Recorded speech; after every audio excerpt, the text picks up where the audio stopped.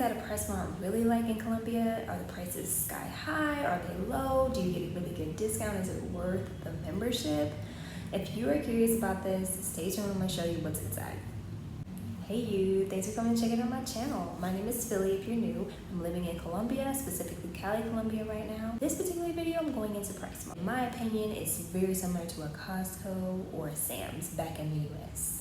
You're gonna get to see different prices, you're gonna get to see what things look like and what kind of things they have, and maybe you'll be able to decide if it's something you want to invest in when you come. Thanks again for watching, guys, and I hope you get something out of this. Have a good one. Bye-bye.